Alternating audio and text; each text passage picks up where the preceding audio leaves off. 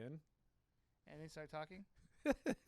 It's like we're all worried about production. I know. All right, we're going to fade it in. Here we are, 4th floor, Nakatomi Towers, Dutch Chattahoochee. Dutch Chattahoochee. Just let that run.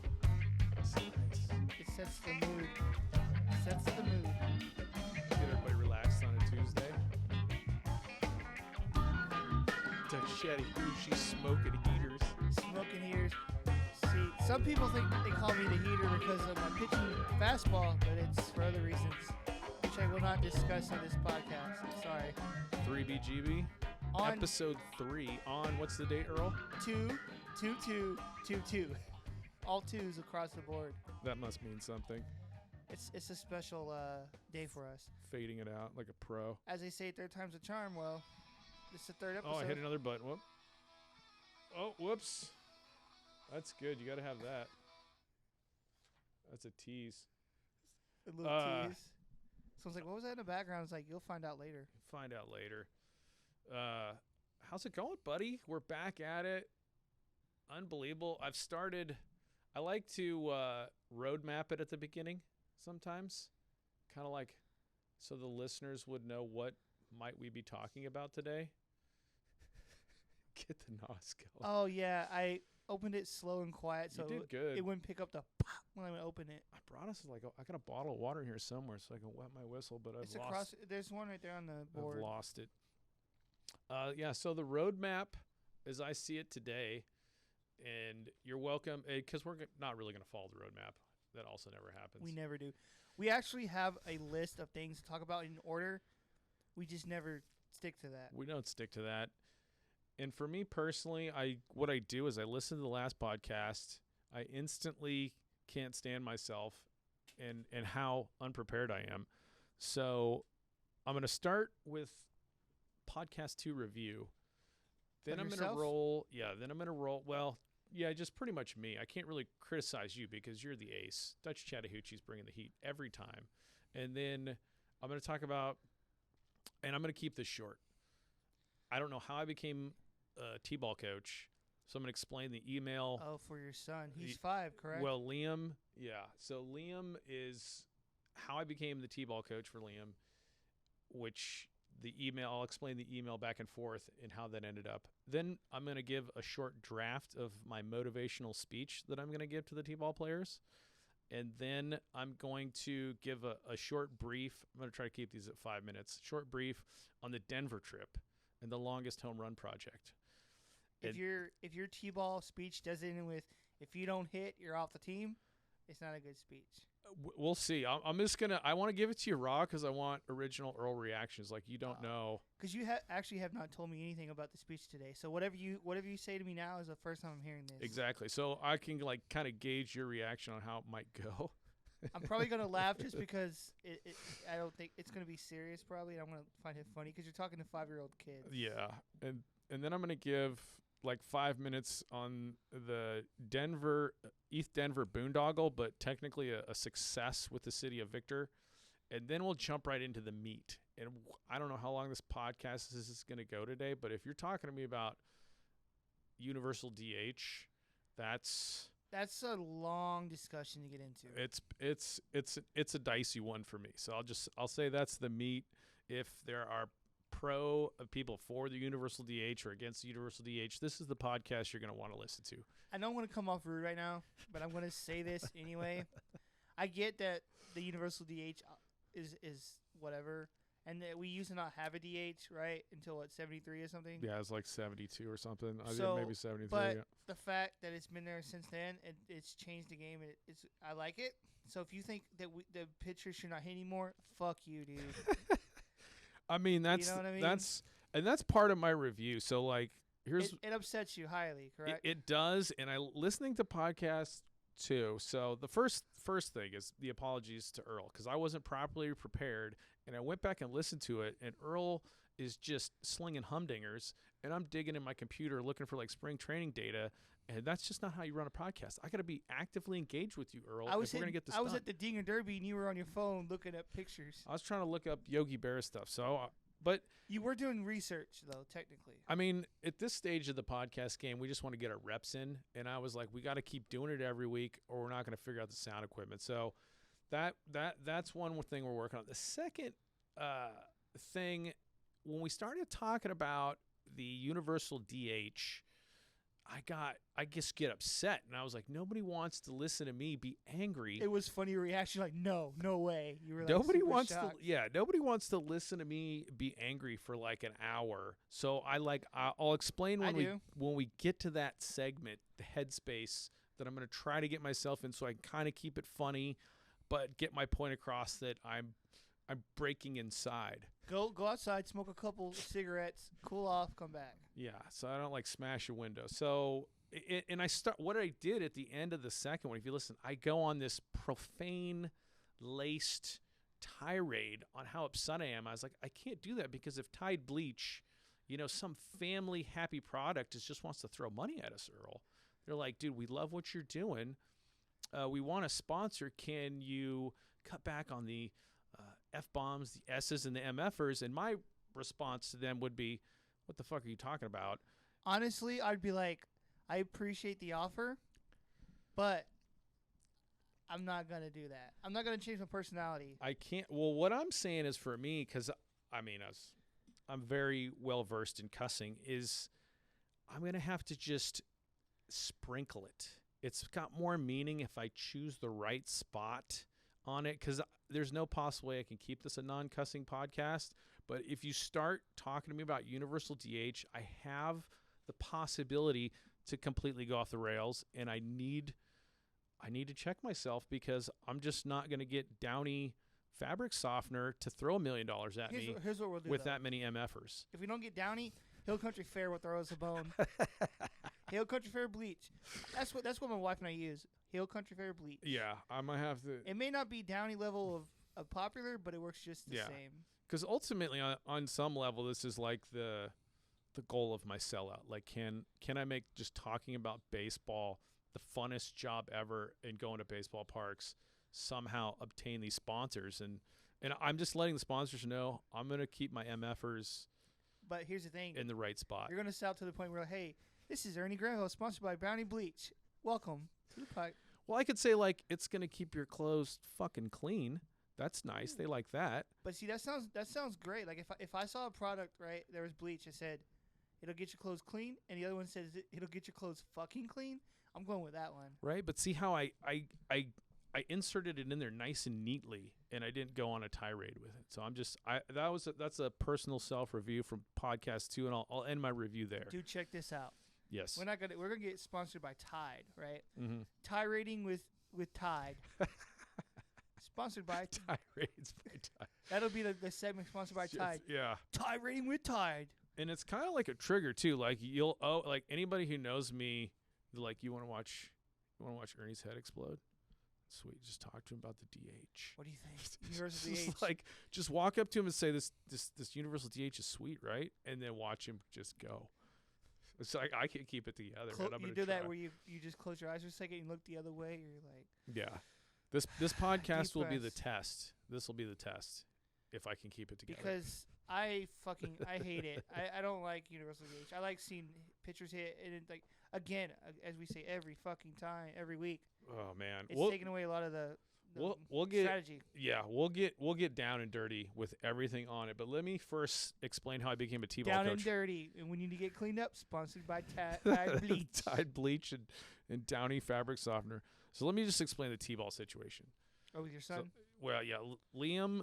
I think of him as my boy. Teddy, the 8-month-old. But Liam has T-ball, and we signed him up. We're all psyched about him. I'm a baseball guy, so I'm excited about it. And we did it last year. And I pretty much make every attendance I can make. But they go, we need parents to support. And then in your Yahoo, you can see like the emails flying back and forth. And I ignored them for like 5 days. I was like, whatever, I'm signed up. I just got to go. Oh, the T-ball emails? Yeah, like all the parents are on some mailing list. Once you get consolidated on the team, these emails are flying around. So after about 5 days, I'm like a little bit self-conscious. Like, I'm not even reading these things. I better say something. And so knowing my schedule with class, I go, this is the only thing I typed. I go, I can support I just put MWF, Monday, Wednesday, Friday. I can support Monday, Wednesday, Friday. The next email that comes is like, thanks for coaching. That's how I was like, what? Well, they probably thought support meant coaching because you're supporting the team. I guess. So I'm the coach now based on that Coach limited Ernie. email. All right. So we'll go to the coaches meeting. There's another parent in it with me. And this is, I'm going to give you my draft. This is like the speech to the T-ball. This is like your like I was like the first like team practice, everybody's there, probably parents are milling around. I'm gonna be like, all right, you little MFers, here's what's up. T-ball is about pain. It is about discipline. Okay? It's about championships. And I don't want to hear you calling for your mommy because this is gonna be the longest hour of your life. We about to get down. And I'm going to major paint it. And right about the time the parents, like, jaws are kind of on the floor. Is like, what's this dude talking about? I'm going to double down on the parents. I go, oh, and then if you parents back there want to get froggy and jump, I'm going to have you doing up and downs in a pile of sand, my friend, until you're sweating buttermilk. And then the parents are like, wait, what? And then I'm just going to, go full hardcore.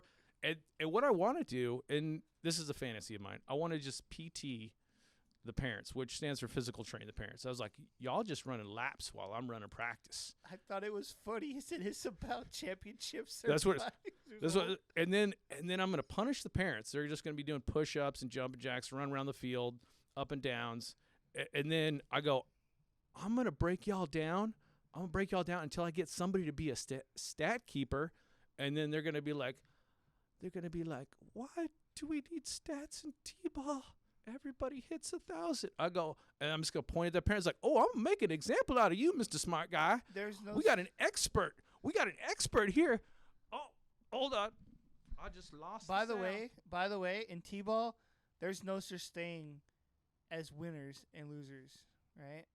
Everybody fucking loses on this team. Yeah, well, everybody's going to feel the pain. And so that's how, I don't know what you think about Everybody that. bats 1,000? Oh, that's bullshit. You bat what your stats say you bat. Little Tommy Jones is batting 135. He gets on the bench. Yeah, we're running laps. We're putting the other guy who's batting 325. He's getting base. He's getting on base, right? Yeah. He's bringing in runs. This other fucking kid, he's not. He's off the team. Got to get some RBIs. At the end of the day, your success will be measured by championships, as you just said. And two things might come out of that. One, I might be kicked off as T-ball coach, which, simplifies things. Second, we might just, I don't even think there is a championship, but there might be like a couple parents like in the back going, yeah, this is what Billy needs. Billy needs a little bit of hardcore. You're going to build a powerhouse. start the dynasty now. But I also will say, fuck. We're pulling out cords. We're dropping drinks. That's totally fine. I'm pretty sure I got paper towels. So right now, this the third episode is going great. I knocked over my drink. No, that's totally fine. That looks good too, and I think the color of this carpet's gonna soak that right up.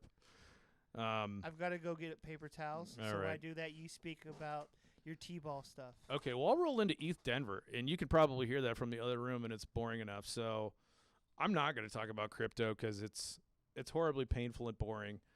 And the only reason I went out to Denver was because the city of Victor agreed to talk to me about my longest home run project, which is pretty simple concept. And it's, longest home run ever measured, Joey Meyer, 582 feet, Mile High Stadium. What happens if we go from Mile High to 9,000 feet above sea level? So I contacted the city of Victor. I'm asking, is this something you'd be interested? Because I looked at Google Maps and looked for fields that could support this kind of homer. That's good, buddy. You're totally good. I'm watching Dutch Chattahoochee do maintenance right now, and it's golden.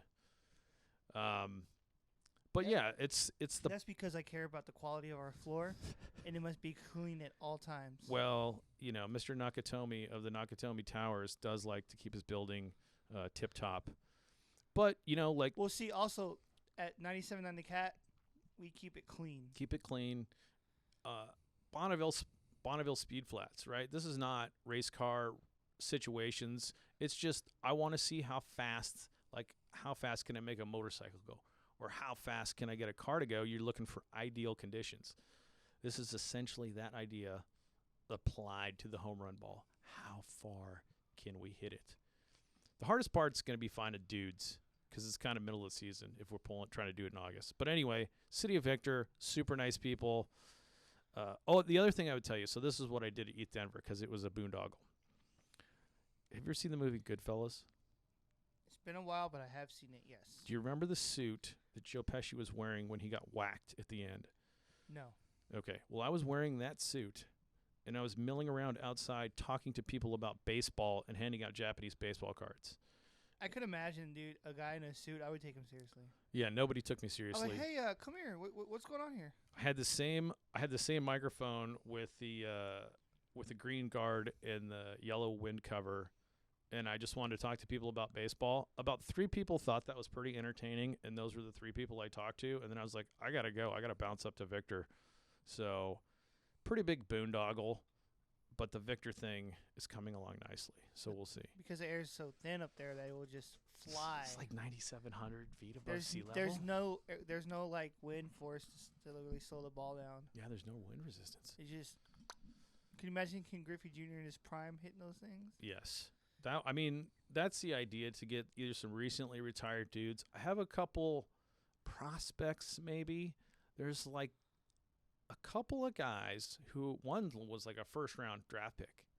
So this guy went in the minors, had his minor league career, but never made it to show. So he's like in his 30s, maybe like 30, 31. Which in baseball terms is getting older, but in real life he's a young dude. In real life he's a young dude. He's in his prime. Yeah. But he doesn't play baseball anymore. He plays softball. He's hitting softballs like 580 feet. And I was like, and he's in shape. I was like, this dude could crush a baseball at that level. So if I can get some of these bombers signed up, some retired major leaguers, maybe we can make it happen. That'd be cool to see. You could get like a professional production team in there and get like different camera angles. Yeah. Like you could get one behind the home field wall, so you get to see the home run being hit.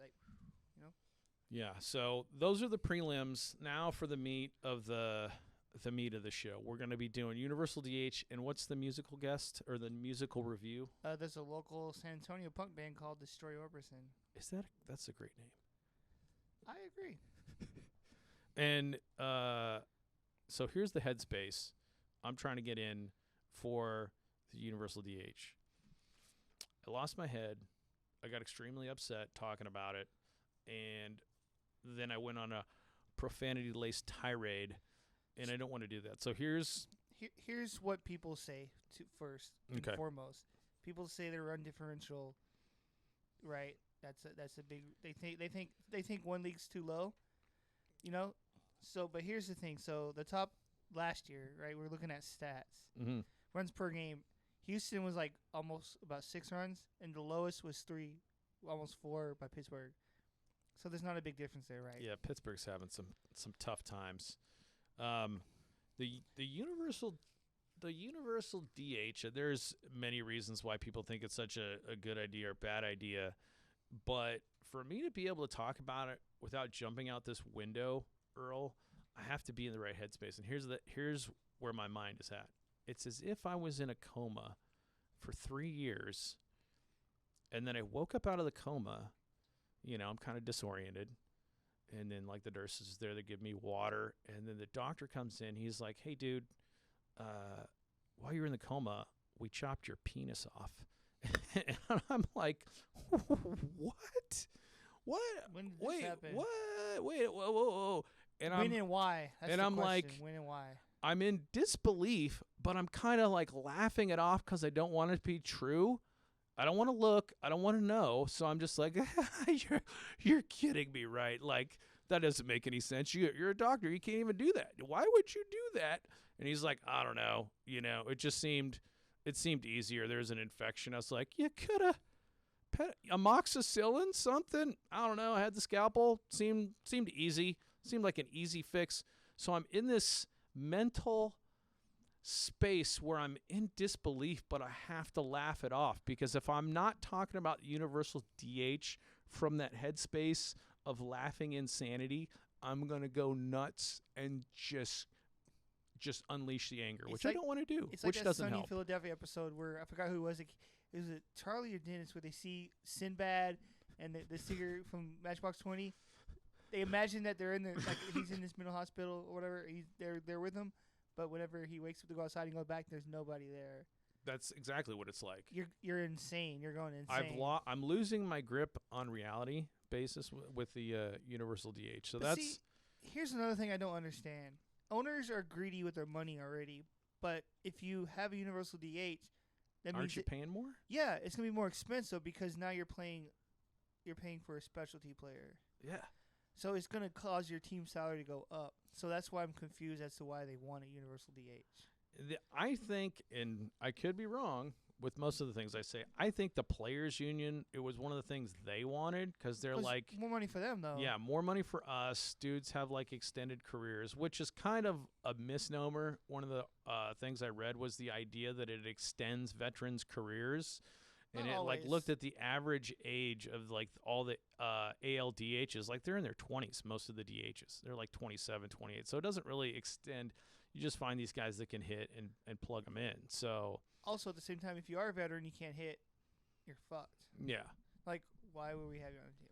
So that's not the best argument. But the other thing that like the other prelim to the universal DH, besides my level of disbelief and how I'm going to have to laugh it off, is the magnitude of difference in which like pro universal DH versus anti universal DH people view the rule. So like if you're like pro universal DH, this is like they're like, "Oh, what's the big deal? It's just a rule change, you know. It's they're getting what they wanted. To them it's not that big of a deal. You know, it's this my analogy is wife comes home, goes, you know what?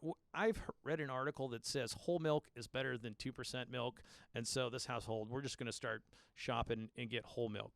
That's like the pro universal DH people. Like it's not that big of a deal to them. Minor change. What's the big deal? Why are you making such a hullabaloo about it? But for the people like me that are against it, the magnitude of difference is like earth-shattering. This is a huge watershed moment, and not in a good way. This is like altering the course of history for baseball in a very negative fashion. So it's like, to use the same analogy, pro universal DH, we're just changing the kind of milk. To me, it's like if your wife comes home and goes, you know what? I've decided that this is an open marriage, and I'm having a biker gang over tonight.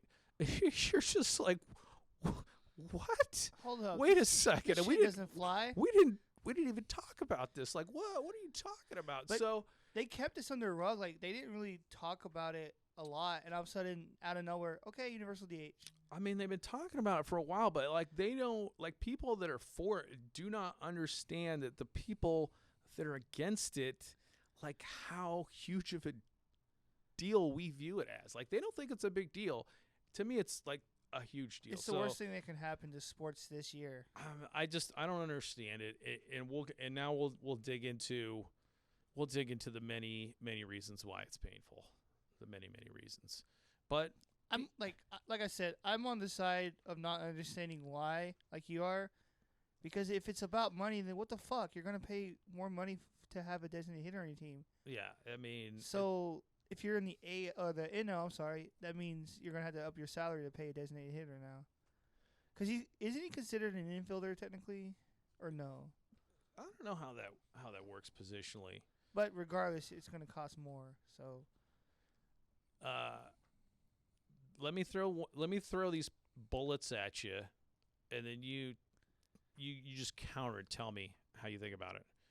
okay. So, it's like, well, it's boring. The pitcher comes up there, and he strikes out on 3 pitches and then walks back down. And they're like, well, it's uninteresting. Nobody wants to watch it. And I was like, does it make it less interesting that you have failure and like a horrible hitter that you have to you got to manage around it. You got to figure out what you're going to do. Obviously, if you're behind, you're pinch hitting. But what if it's like like it's early? runners on. I think it becomes a little bit harder for the manager in like the fourth or the fifth. Everybody's using their bullpens now, but I don't think it necessarily makes the game less interesting because one of your guys sucks at hitting. I think you gotta calculate for that. I forgot who it was. Speaking of bullpen, I forgot what team it was. Or was the barn. The barn. Whenever I forgot what team it was, but they were doing this weird thing where they had like pitchers per inning. They would have a pitcher go a couple innings, bring another one for another 2. Yeah, Cora was doing that tons. Yeah, it was a weird game plan. It makes sense, but you're wearing out your pitchers if you're bringing in that many pitchers in a game. Yeah, the pitching by committee. I think, and here's the other thing. So like, it's interesting and different, but like, I don't get it. Yeah, I mean, in the traditional, because they've changed it a lot. That's a good point, because they've changed it a lot. That you'll do the pitching by committee and use your bullpen a lot more. And I guess I'm stuck in the past where it's like the starter goes 6 or 7. That's what I want to see. And then set up man reliever. And then it's like in the NL, in that old traditional format, it was like, okay, well, if you want your starter to go long, you don't want to lift him in the 5th because you have a runner on second and third, and he's coming up. You don't want him to hit because you got an RBI situation. So I kind of get it, but I mean, that was the interesting part about it. Or if you had, runners on first and second, less than 2 out, is like this is when you force the guy to bunt.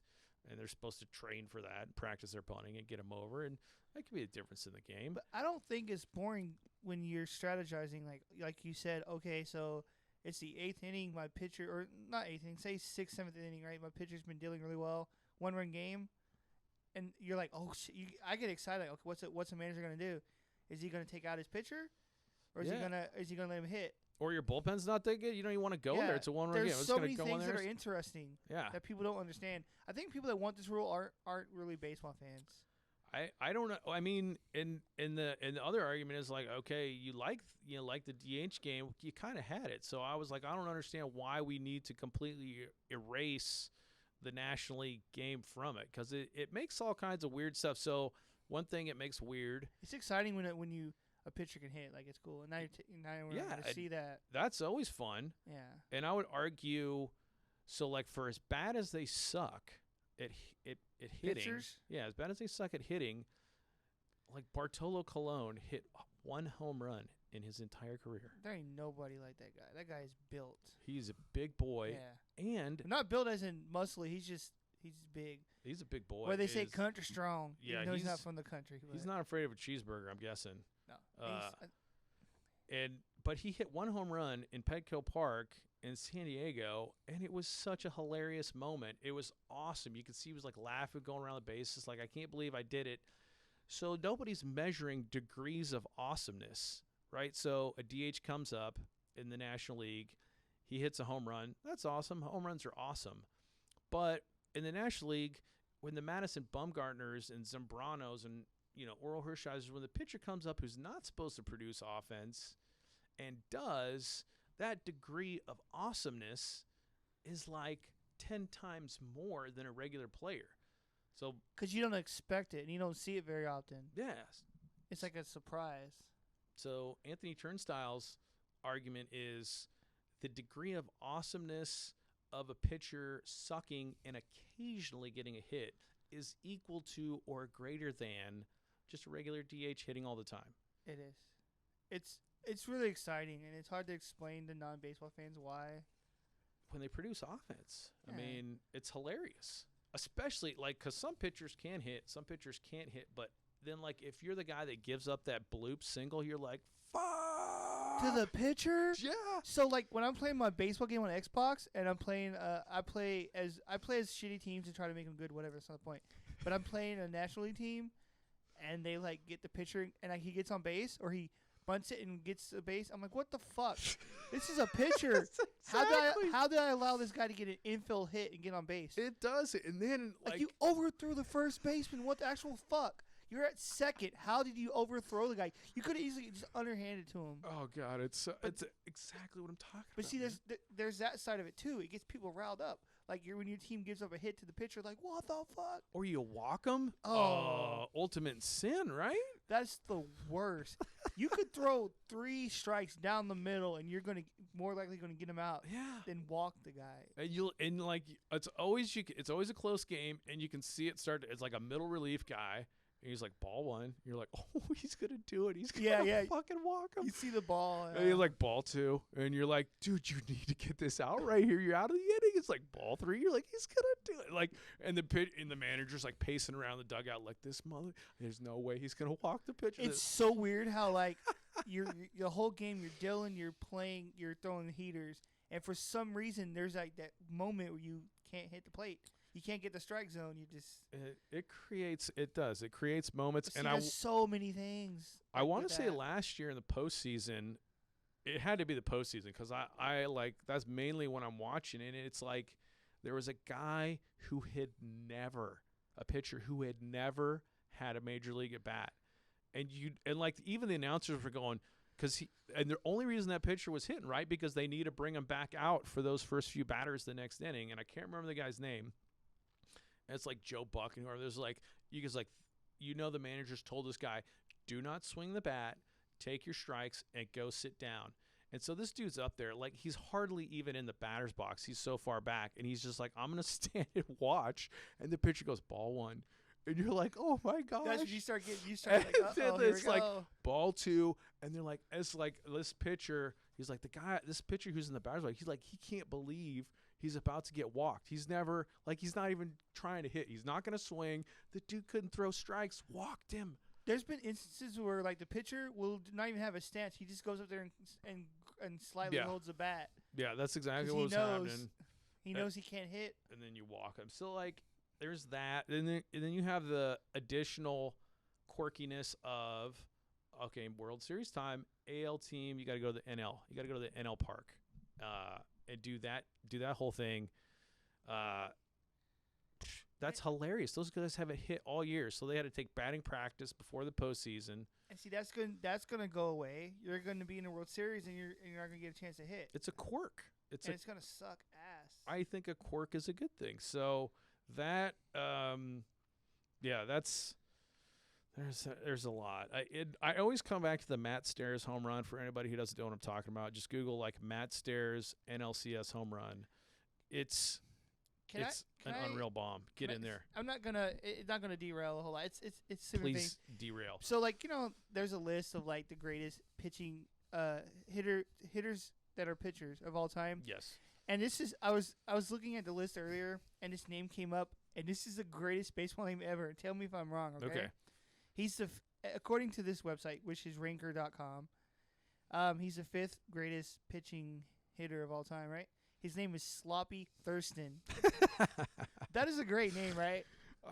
That is a super great name. I love it. Sloppy. I just had to throw that in there because I was you like, had to. I don't ever not throw in. If we ever come across another person named Sloppy, I need to know it. And see, so his career batting stats was 270, 5 home runs, and 79 RBIs. Sloppy Thurston. That's phenomenal. Yeah, I mean, I know that was random, man, but I saw that name, like, I've got to get it out there. That is a great name. Sloppy Thurston coming to bat. Sloppy. I wonder if his wife called him Sloppy. Like, for other reasons. Like all his friends. Yeah, like, I don't know. That's a pretty funny name. And that's got to be a nickname, right? It's a nickname, and I hope it was, like, fitting because he showed up. His shirt was untucked all the time. He had, like, sloppy mustard on his face. He was just sloppy. But see, like, as a baseball player, you only get the name if you're sloppy but good. Right. I wonder if it's one of those things where it's like a rookie shows up to the ballpark, and the manager goes, all right, go down there and warm up with Sloppy. And he's like, fuck. He's like, who's Sloppy? He's like, don't worry, you'll know when you see him. Right. You go down there's like a guy with a half bottle of Jack smoking some cigarettes. You Sloppy? Yeah, sure I am. I'm Sloppy Thurston with the Chicago Browns. You'll figure it out. Chicago Browns. I didn't know there was a team called the St. Louis Browns. Oh, the St. Louis Browns are legendary. They were there for, and then it's like the Cleveland Spiders. They had that too, which is I don't know whether they're Cleveland Guardians now. They had a chance to go back to the Spiders, which is kind of a cool name for the baseball team. They're now Cleveland Guardians. the Guardians. Yeah, but I they think had a it's chance. cool. I think Cleveland Spiders were maybe a team back in the day, but I'd go by Cleveland Spiders. I don't have to be right about anything I say. 'Cause Just there's making it up. Well, baseball's weird. Like how often they moved around and even changed names. Oh man. Because the Brooklyn Robins. Ooh, that's Yeah, the cool. Brooklyn Robins. That's right. Sloppy Thursday now batting for the Brooklyn Robins. And the Dodgers were the Trolley Dodgers, I think. The Brooklyn Trolley Yeah, Dodgers. that's Is that back what- in that's Brooklyn right? because Yeah. the trolley Trolley Dodgers make sense. Just like with the Knicks, they're technically called the Knickerbockers or some shit. Yeah. The and one thing I would say about the Dodgers, it seems to me from the outside looking in, at least a lot of my favorite hitting pitchers were Dodgers. Because Don Drysdale, back in the day, could rake. Don Newcomb had one season where he just went nuts. And then Hershiser hit, like 350 something in 93. And then Fernando could always make contact. There was also, did you say Rick Rhoden? Rick Rhoden, I think, was a good hitter. He was a Dodgers pitcher. Got the webpage here. But, yeah, they got, like, the Dodgers. And here's the other argument. So I'm willing to accept that pitchers suck at hitting, and when you look at the metrics, they have actually continued to suck like worse and worse and worse if you look at the graph, it's just like this line going down and sucking. So it's like when I want to get angry and blame somebody, I was like, who do I really blame? I kind of have to blame the pitchers for deciding to suck, and whatever coaches told them it's okay to suck because that's un-American. But by the way, the reason a lot of them suck is because nobody will ever be Carlos Zambrano. No way. Zambrano had power. Madison Bumgarner. That's why, because when you're measuring up to Carlos Zambrano, of course you're gonna suck. Oh man, that guy. He was a personality. He had too. a lot of home runs too throughout his career. He was filthy. Like he was so filthy he couldn't control his ball throwing it in there. He had so much movement. He's the sloppy Thurston of the modern age. He is the sloppy Thurston. Sloppy. Is he in the Hall of Fame just for his name? Because he should be. I don't know, but it's weird that like sports people back in the day had the most funniest awkward names. Like it was. They did. There's some classic. There's like you can look up funny baseball I names. There's remember, a ton. I think it was a baseball card I saw online. This guy's name was Dick Hand. It's like Dick Trickle, NASCAR driver. Yeah, it's just like I get it, but like, why we want to go by Dick Hand? I don't know. You got to do a legal name change at that point. Dick Trickle. But That's great. because I mean that's had to have happened. Like and it probably when Lasorda was managing and he was a pitcher when he played, he probably didn't tolerate a bunch of pitchers who are going up there and just flailing. Lasorda had a fiery temper, and he goes, "Look, you can be the difference between a win or loss. You go up there and you make flipping contact. I'm gonna have you running around Dodger Stadium all night long." Like because the Dodgers, when he was there, they had some good hitting pitchers, and I feel like it's a source of pride. And we got to a point where, and it's probably not just right. It's not just the pitchers. There's coaches who are accepting of their sucking. They're like, "Don't worry about it, dude. You get paid millions of dollars. Your job is to pitch. You just stand up there, don't do anything." Like that had to be what it was. Which makes no sense. That makes no sense. I never understood that. If you're on the team and you're at bat, you better fucking learn how to contribute. Yeah. Well, you're contributing if you're pitching well, but at the same time, we need runs to win. So. And here's a guess. I don't know. Some other stat head, one of the 27 people who listen to the podcast, needs to look up, and I'm willing to bet, I don't know, $5. I'm willing to bet pitchers on National League teams that had sucky records, it's like they're always losing. Pitchers are going like 5-12 with losing records. I bet those pitchers hit better because in their mind, they're like, I'm not going to get any help from this lineup. These dudes ain't going to drive in runs for me. I got to do it myself. King Phoenix. Hershiser style. They're just like, I'm going to drive in the one run that's going to win me the game. And then when you're the pitcher on the team that's awesome, and you got a 5-run lead, and you're like, I'll just stand up here and strike out. I don't know if that's true. I feel like that might be true. Because King Felix wasn't a hitter. Right? He couldn't hit, I don't think. No, I mean, that was AL because he's Mariners. Yeah, that's what I'm saying. But I was just wondering in general if he ever, when they played NL teams, because he was. The interleague. Yeah, because he was such a great pitcher, and dude, his team sucked. Yeah, that's the other quirk, the interleague. They wasted his like 10 years or whatever it was with the Mariners. Oh God, he was filthy. What a sinker! What a sinker ball pitcher. I don't know. I don't really know what. I think they coach to it. And here's the argument on. I'm not saying it's communist. I'm not saying it's against American values, but it's communist. It's what it come down to is like, oh, you suck at something, well then just quit. Is that what we're telling our kids these days? Because you suck, just we don't have to do it anymore. They're gonna look at the pros and be like, oh, because the pitchers couldn't hit, they took it away. So I either need to learn to hit or be a really good pitcher. They could hit. We got samples. We got pitchers who took pride in it. And, like, yeah, Hershiser's hitting 350. I'm not saying you got to hit 350. I'm saying hit 180. So now if you're a pitcher, you're like, oh, I don't have to worry about hitting anymore because we don't in the pros, if I make it, I don't have to hit. And I understand I couldn't touch. Like, I understand I couldn't touch Major League pitching.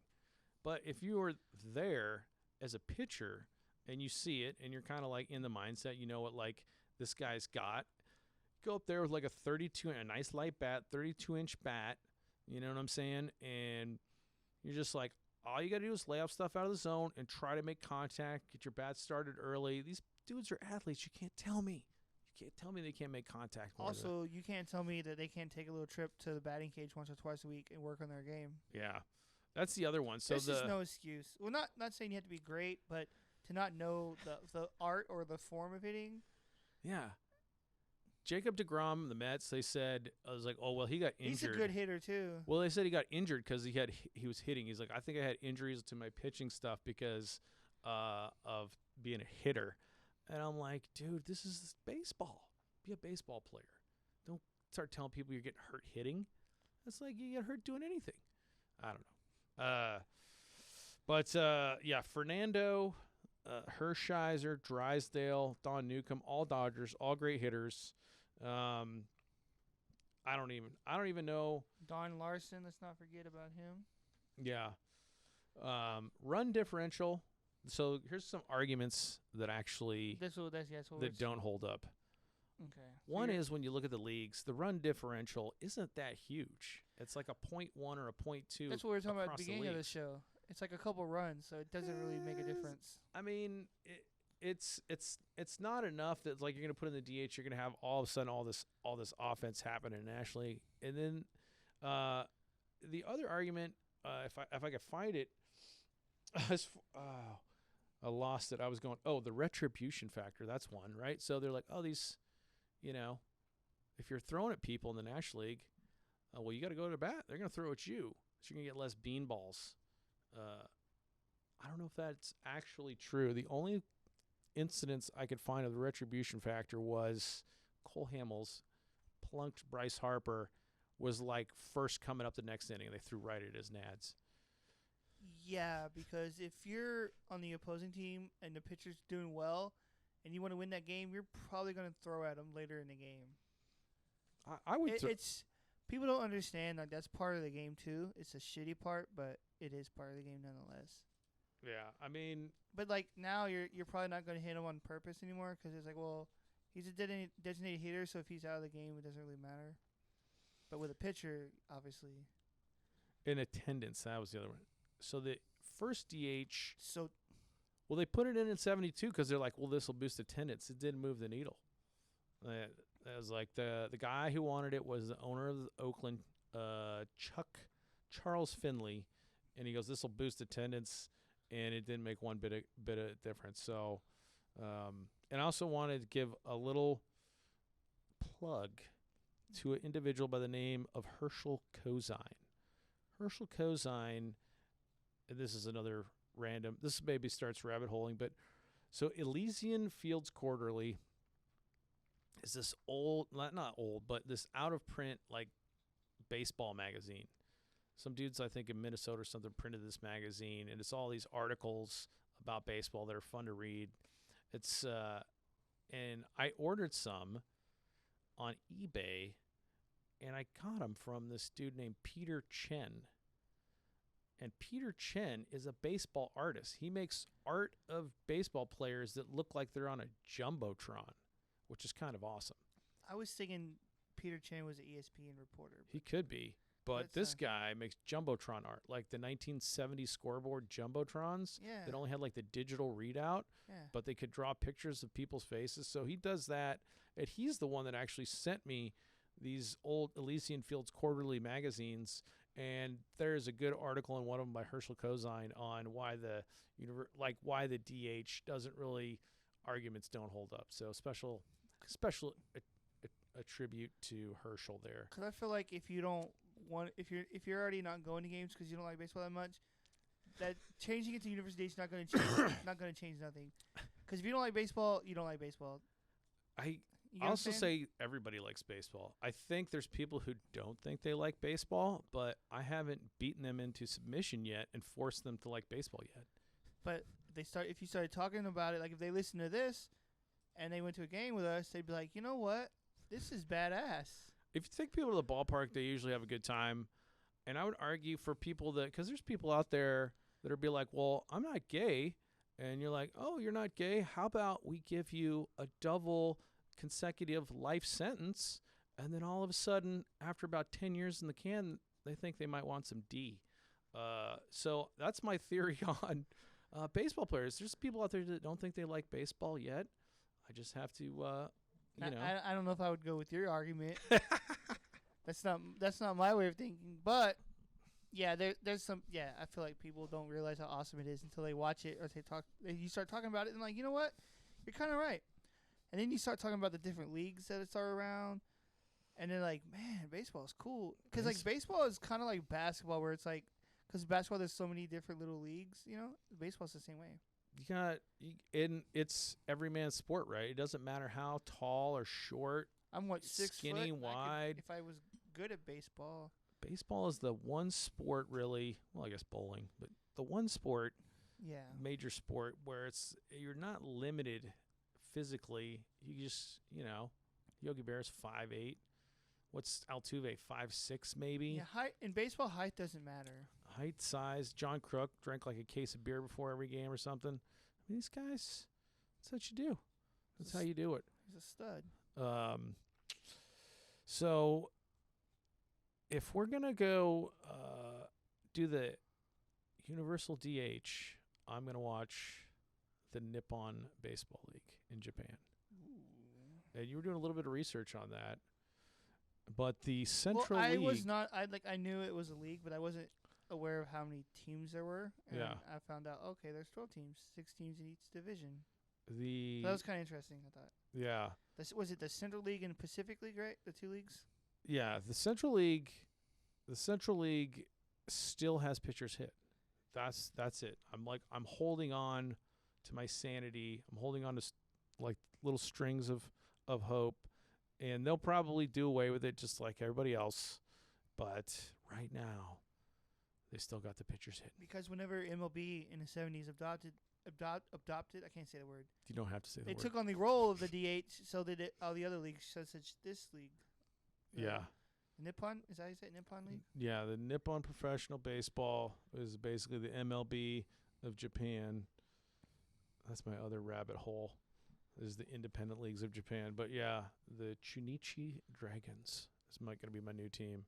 You just based off of what? They look like the Dodgers, and Don Newcomb, one of the best hitting pitchers, went and played in Japan, I found out. And he probably raked over there, but I can't find his Honestly, Japanese stats. If we're going based off like way things look, this Tokyo Swallows look pretty badass. The logo's cool. It's got a little bird, almost like Baltimore, sort of. Really? Yeah. Let's look at this Swallows. Yeah, I actually have it pulled up right now. I had the teams pulled up because I was just curious of what the names of the teams. Yeah. Some of these like cities or whatever I cannot pronounce, so I'm not gonna try. No. But I can say Tokyo. Tokyo's a good one. Chunichi sounds fun. Ooh, the Oryx Buffaloes. That looks kind of cool. Yeah, Oryx. They're in Osaka and Kobe. What is this? The Hanshin Tigers? Hanshin. The Hanshin Tigers, I do know that they have by far the most rabid fan base. They're known for that. Oh wow, this one team, the I don't fucking know how to say the word, but they're called the Sopping Hawks. They have 11 Nippon championships. They're like, it looks like based off that, other than the Giants, they're like the best team in the league here. Yeah. Oh, the Giants are legendary though. Yeah, I think, and correct me if I'm wrong. The Sadahara O played for the Yomiuri Giants. What was that one guy? Fuck, I can't remember his name. He went to the Yankees. He came over from this league, and he was like, oh, what was his name? I cannot remember. Oh well, but yeah, there's been a lot of legend or good players from this league. Yeah, MLB. I only know one dude. I can't remember if I mentioned him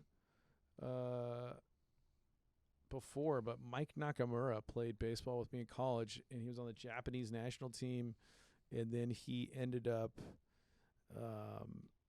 let's see here, professional career. He played, but Mike Nakamura was in the Atlanta Olympics, and then he goes like in the Twins organization. Yomiuri Giants was Sadahara. But then he ended up, I think he was like a big closer for the Yomiuri Giants and was just absolutely lights out in the postseason. So good for Mike Nakamura, Naki as we called him. But yeah, he looked like this, little Japanese dude. He talked like Crocodile Dundee because he was from Australia. Cracky. Yeah, he talked exactly. Did he ever like at some point pull you into like the locker room? He's got like a knife in his locker. He's like, hey Ernie, that's not a knife. This is a knife. Like, I wish you would just said that every day. He was so good. I don't think I ever got a hit off him in like practice ball. Oh, he was a pitcher? Yeah, he was a pitcher. He was so good. Oh, Speaking of pitchers, so I'm a Rays fan. Okay. As you know. There used to be this reliever called J.P. Howell. Okay. I don't know if you remember him. I kind of do. That name sounds familiar. This is random and really makes no point in this episode, but that's good because that's where we're going right now. Yeah, we're about to go off the rails. My friend and I, whenever we would go watch the Rangers play, and the Tampa Bay would come up and play the Rangers, and he would come to the game, we'd be like, J.P. Howell, howling like a wolf, man. J.P. Howell. Here's my question for the Rays fans: didn't you guys have like a pool out in front that had a bunch of Rays in them? Yeah, they have it. I think they still have that where you can go like touch the Rays. And was it ever the Stingrays and then they dropped the Sting? No, it was the Devil Rays. Oh, Devil. And they dropped the Devil. From what whenever they changed the name, from what I read or what I understood, was they wanted to make it sound more family friendly, and Devil on the name was, not really family friendly. But it's the actual nomenclature of that fish in real life? Is it a Devil Ray? I don't know if that's the actual name, but it's it's off of one of those little. In hockey, you got like the New Jersey Devils, and then you got the Sun Devils in Arizona. I mean, I like the colors, the new Rays colors, but I wish I would have stuck with Devil Rays. The Blue Devils in Chicago. I think it's DePaul. Oh yeah. The Devils. I mean, I'm not satanic, but I think you're okay with sports names. I don't think no one would have cared. Devil Rays. Do you think? I mean, this is kind of like maybe it goes back to the whole universal DH contest. Like people think it'll make a difference. They're like, we got to drop the Devil because more families will come. Yeah. And then they drop the Devil, and there isn't like one single family that's like, you know what? I wasn't gonna go, but now that you've dropped Devil, I feel comfortable going. Like nobody said that ever. I don't think that was. Nobody said that ever. If that was in their plan, that's stupid. See, I'm not very adult-like when I say that's stupid. That's stupid. But it makes no sense if that was one of your reasonings, thinking you're gonna bring in more fans. Yeah, like I don't. It's like bad reasoning. And the same thing with baseball. Nobody goes to a game based off the team name. They don't. And the other on the universal DH. So if it's like the same thinking, like they talk themselves into a problem that doesn't exist, I think you could have been like, if you're Major League Baseball, you're just like, dude, just incentivize with some like, if you for every pitcher that hits above 100, you get like a $50,000 bonus. I mean, that's peanuts compared to how much the league makes. But as pitchers, like everybody's a little bit competitive. It's like, dude, I want to get that. That's fishing money or whatever they're going to do. I want to get a boat with that. I don't know. Like you can motivate these dudes. It wasn't a problem. I mean, it's kind of a problem if they're just going to hit that bad. But even then, because you're losing, they're losing something, and I don't think they realize it. That's all I'm saying. They're losing something big to the game, and they don't even realize what they're throwing away. But could have fixed it. It's like, to me, it's like managers at retail stores, like the higher ups, corporates. They don't work in the store, so they have no idea. So they just suggest these changes, and they make them without actually being on the field or being on the floor. In my case, they don't understand. They're just like, well, let's just do what we think is right. Regardless, we don't play baseball. We don't really watch the games. What the fuck do we know? Yeah, I think there's a secret name for that. It's called the Good Idea Fairy, and there's a lot of that in the Marine Corps. But then you ask them, so what made you guys come to this conclusion? They don't really have a solid answer. Well, they just got to change something to change something. So here we are. No more. it's gonna be weird though. I mean, I'm an American League guy, but still, I think it'll be weird to not see that, like when they do the interleague play. Yeah, man. I talk all this trash like I'm not gonna watch, but I'm gonna watch baseball. But Yeah, it I is always watch heartbreaking. baseball regardless. But see, that's their point. Like, if you watch it, you're still gonna watch it. I can't get away from it. I don't know why they did it. It's sad. I'm sure there's some 80-year-old man. Back in my time, before we had the DH, I love baseball. So what does this matter? I'm like, shut your mouth, Frank. That's yeah. It's. I guess I'll leave it there. But I did want to throw in a rabbit hole. Actually, What's that? a major rabbit hole. This is like Breaking news rabbit hole? no. It's like where you're driving down the road with me, and you're like, "This is fun, Ernie," and then I just yank the wheel and I go through the guardrail and I'm driving in the woods now. Before we do that, speaking of driving down the road, can I say something? Yes. Highways, I fucking hate them. You know why? 'Cause like, why can't the right lane just stay the right lane and have only exit? Why does it have to be like exit only? Why can't that right lane just keep going? I don't know. It's so dumb. Like, when I'm coming here, sometimes I have to get over and sometimes I can't. Like, I'm trying to, because like the right lane sometimes will be an exit only lane. And if I can't get over to my left, I had to exit and fucking go around or something and find a way back on the highway. It's so dumb. No. I have hate no those thoughts. damn exit only lanes. I hate them. I'm a terrible driver, and I realize that now. And I figured out why. What's that?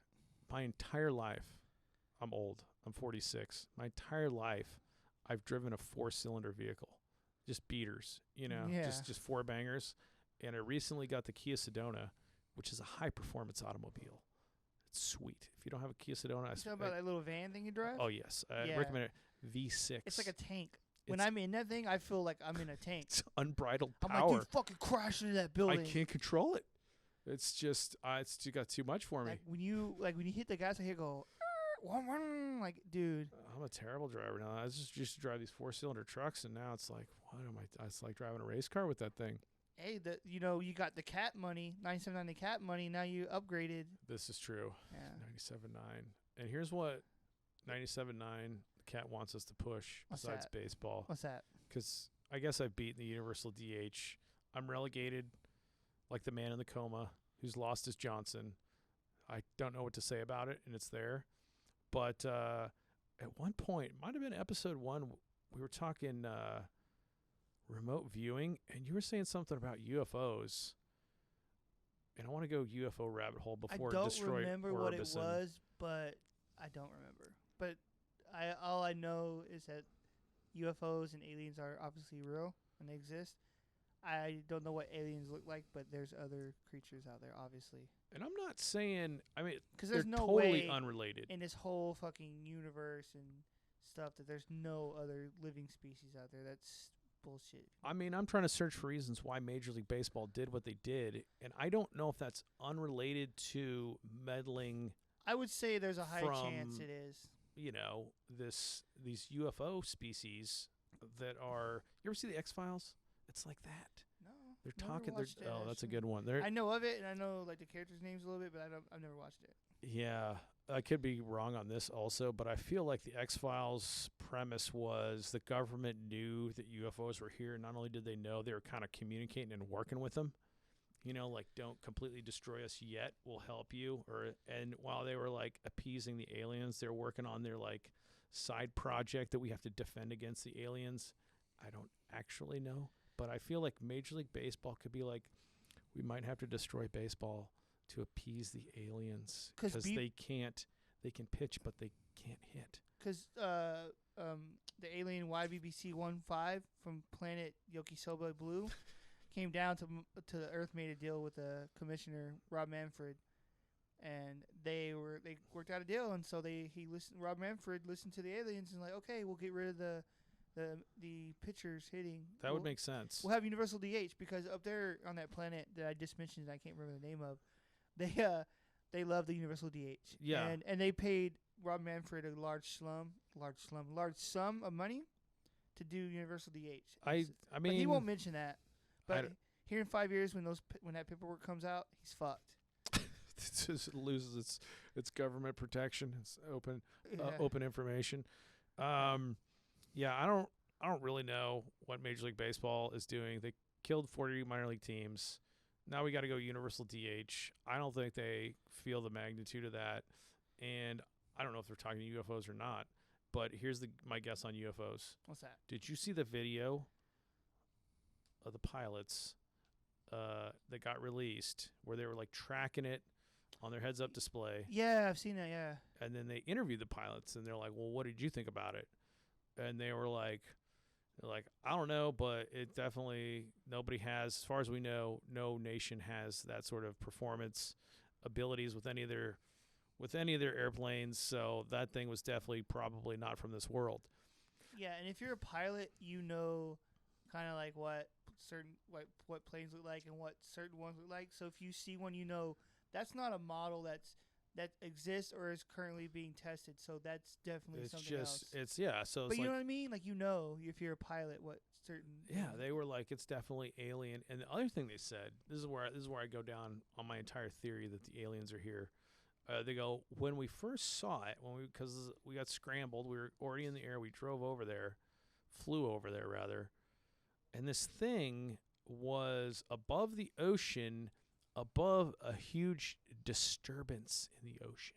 That's what they said, above a huge disturbance in the ocean. I was like, well, what was that? Nobody's talking about this disturbance in the ocean. It would make sense, right? You know, because you ever see those silly little cars that can drive on land, but then the dude will drive them right into the lake, and they kind of motor along. I've ridden on one of those before. Yeah, so they can kind of do both. So these cool. spaceships can fly through the sky, and then they're airtight or watertight, so they can just go bloop and go right in the water.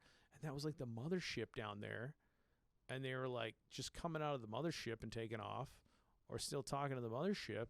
And I was like, so where's the mothership going? Especially like when you see clips. I know some of them are edited and they're fake, but the ones that's been proven to be real, whatever. Like, so like, there's no way something on Earth can appear and disappear that fast. Yeah. We don't have that technology yet. Because if we did, we would have more products and things with that same technology, right? Yeah. Well, that's another, like we were talking about Roswell. Like, how did the United States get so far ahead? You know, if we all had oil lamps in our house for light in the 20s, and now we got this like 80 years later. That's my thing, because technology moves so fast. What? It's like, too how fast. do we know? It's too fast. How to advance so fast? Like, you know what I'm saying? Like, something comes out today, and then next month something way better will come out. Yeah. But like, it's not even like a tiny better. It's not a tiny bit better. It's just way better. Yeah. Like, how do you advance that fast? Reverse engineering the spaceship started the ball rolling on all kinds of technology. Yeah. And then it's like, well, if these supposed spaceships are aircrafts, then why don't we have that technology in our airplanes? Why can't we fly from here to wherever, like, say, from here to New York in like 30 minutes, whatever? This is the funnest rabbit hole. We might have to turn it into a UFO show for like 30 minutes. But so I'll go 2 points here. One is I think aliens are here on this planet, and because the entire ocean is undiscovered or kind of undiscoverable at like super deep, you know, like we just don't know what's down there. There's like all kinds of weird fish down there. We just can't get down there. But these dudes have the technology, these aliens, they can go down there, find some huge cavern, and then park their ships down there, set up shop, build buildings. Just like we got the ISS space station, these dudes got all kinds of gear that they've been building under the oceans, probably all the oceans. And they're just here. It's just kind of like we do with animals, right? Where I was like, we're observing them. We got like put them in the zoo. Yeah, biologists go out there. They're tagging wolves. They're looking at this. They're keeping track of all the species. Research. These dudes are here researching, and they're gonna do the same thing. They're gonna wait until we like almost destroy the planet, and then they're gonna come out of the ocean and be like, all right, this is the dodo bird. We gotta like save it from extinction, and kind of like brings us back. Because I don't think it's like you know, the Independence Day scenarios where there's always like the bad aliens who are just like going planet to planet because they're consuming everything. And destroying shit. They just destroy it because they need the planet. I was like, I think these dudes are advanced enough that they figured out how to like maintain their planet. And now they're just on research. They're just biologists checking us out. They've come to Earth. But they're here because it's a foregone conclusion that they exist, right? With all these pilots saying, "No, dude, we're definitely seeing ships." Because there's so many stories. So basically, the government's trying to say they're making all this shit up. But I think that the study came out. The government said, "Yeah, aliens are real." Right? Remember that? Yeah. Yeah. I mean, it's like, and people don't talk about it enough because it's maybe like me. It's like I don't want to know why they've kept it so fucking secret. Like, what is there that's out there that why we're not meant to know or see it? I don't know. I think it was like mass hysteria, but now it's kind of like, we've all dealt with it.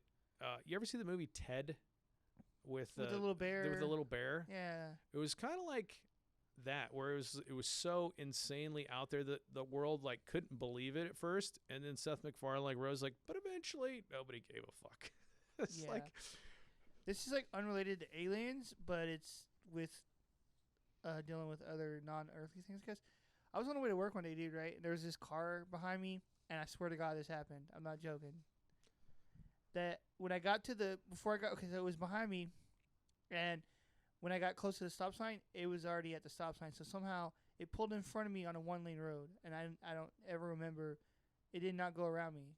Because like I said, it was a 1-lane road. Oh, it's the teleport. Yeah, and I swear to God, dude, like it was behind me, and then all of a sudden it was in front of me. And I'm not joking. Like this happened, and there's some weird stuff, man. Because people say also that we're living in like in a matrix, like a simulation. It could be. I'm not disagreeing with that. There's some weird stuff going on. I think the hotel I stayed in Victoria, Colorado, might have been haunted. Probably was. For 2 reasons. One, when I checked into the hotel, there's a few folks just hanging out in like the lobby bar. The ghost of Sloppy Thurston. I think it was the ghost of Sloppy. He was trying to communicate with you that he agreed with your project. He's like, this is awesome.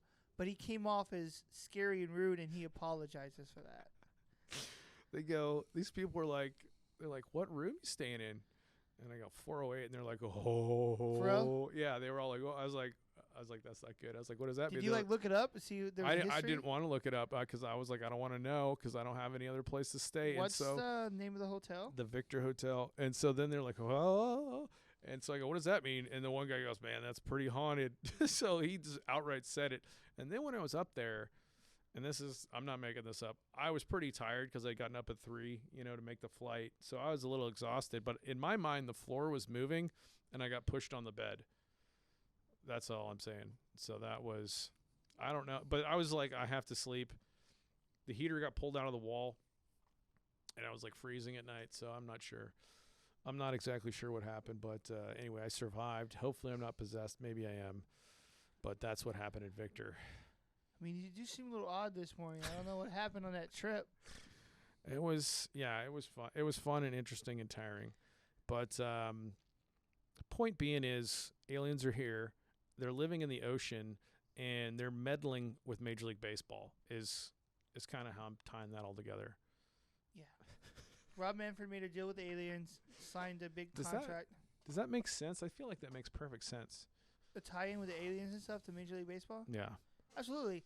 Because, like, dude, with any business, if an outside source offers you a lot of money, you're gonna listen. You're gonna listen for sure. Oh, hey man, we got like $1 trillion U.S. money, right? Make a universal DH. He's like, yeah, absolutely. They're not gonna make any more money. Nobody's gonna care. Like, it's so many people are not gonna care because you're just making everything the same. To all the people that wanted it, they're getting what they want. Like, okay, now you're getting homogenized milk. Everything's the same. But the people like me that grew up with, like we all remember what crappy hitting pitchers was like. We remember that game was like. We remember watching that dude stand up there and flail, and that'll be gone, and it'll just kind of everything will be the same now. And that's such a loss. So that's such a sad loss. I was looking up the Victor Hotel that you stayed at, and apparently it is a haunted hotel.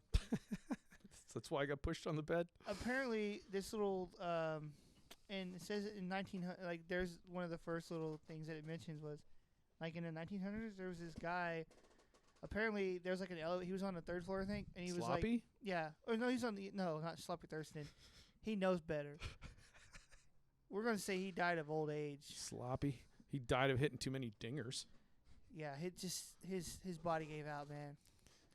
But according to what this little thing says, it was like in the 1900s, some guy was like was on the third floor. He was walking, and there was like an elevator shaft, and he didn't see it apparently, and he was like distracted or something, and walked into this elevator shaft and just fell. Whoa.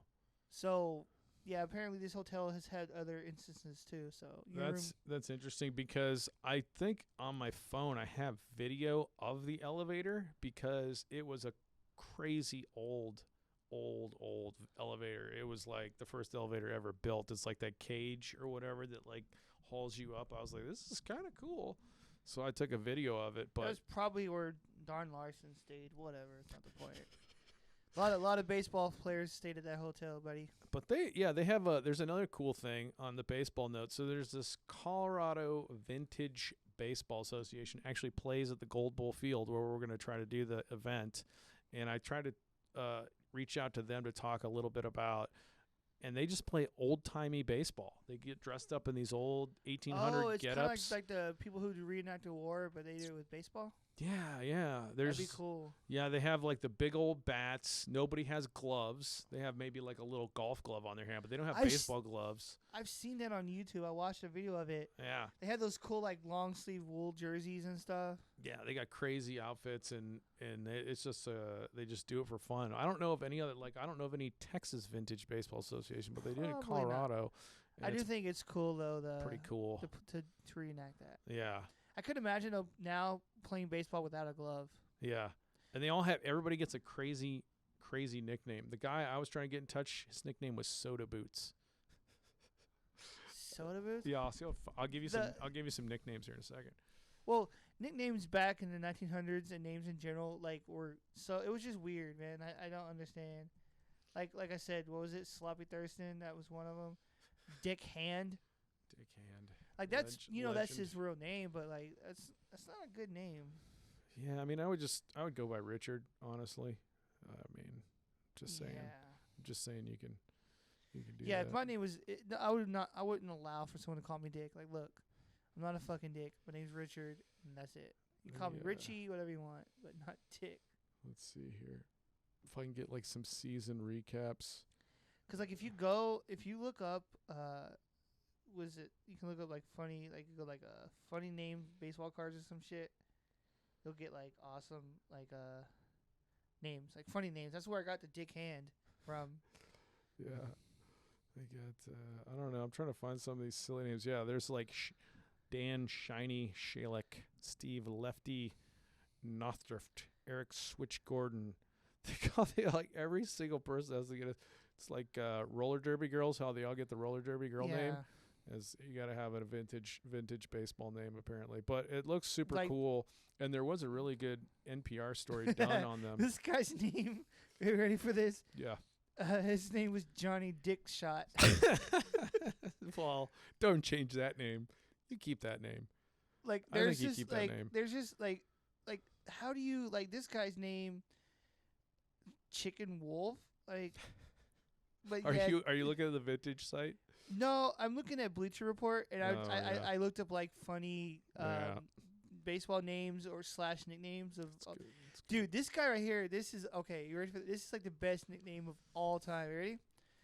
So this guy's name was Dennis Ray Boyd, right? Mm-hmm. Guess what his nickname was? I forget. Ready for this? Oil Can Boyd. Oh yeah, everybody knows Oil Can Boyd. Oil Can. I mean, he was recent. He was in the '80s. With the Red Sox. Let's be honest, dude. That guy's name is awesome as hell. Oil Can Boyd. He was good. Love that. Yeah. Red Sox. I don't know if his son played Major League Baseball. Yeah.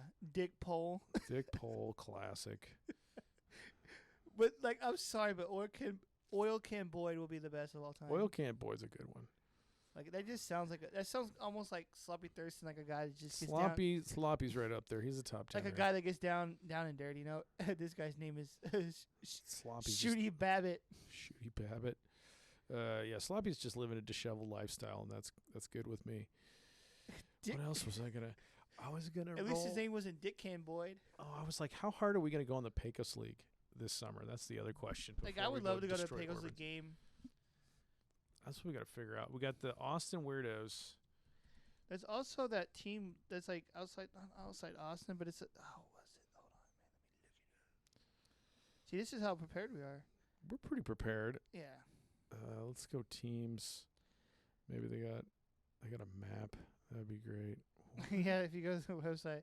There's a lot of, you know what though? I noticed there's like a lot of teams in California, so I wonder if it started in California. Okay, here we go. I got it.